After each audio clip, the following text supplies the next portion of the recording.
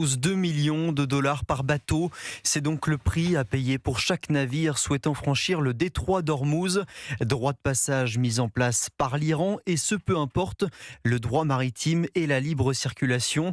Depuis l'annonce du cessez-le-feu il y a 2 jours, 4 navires seulement ont pu passer. Bonjour Christophe Bordet. Bonjour à tous.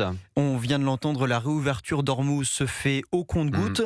Et cette volonté iranienne, Christophe, d'imposer un péage inquiète tout le monde, à commencer par le gouvernement français. Et oui, le droit de passage que les Iraniens veulent mettre en œuvre est illégal. C'est la position de la France qui entend s'y opposer fermement, comme l'a rappelé Jean-Noël Barrot, le ministre des Affaires étrangères. Ça n'est pas acceptable.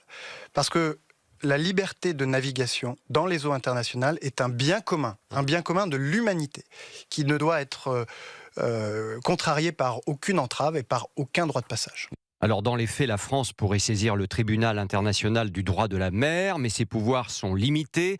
En réalité, l'Hexagone semble prêcher dans le désert. Les gardiens de la Révolution profitent du cessez-le-feu pour imposer leurs conditions. Et certains navires, vous l'avez dit, paieraient jusqu'à 2 millions de dollars selon plusieurs sources. Le chaos semble entraîner la loi de la jungle avec des règlements exigés par exemple en crypto-monnaie ou bien encore en yuan, la monnaie chinoise. La surprise dans tout ça est venue de Donald Trump hier, affirmant que ce droit de passage était une excellente chose et que les États-Unis étaient prêts à s'y associer. L'homme d'affaires dans l'âme a parlé trop vite. Rétropédalage cette nuit avec cette déclaration laconique sur son réseau social.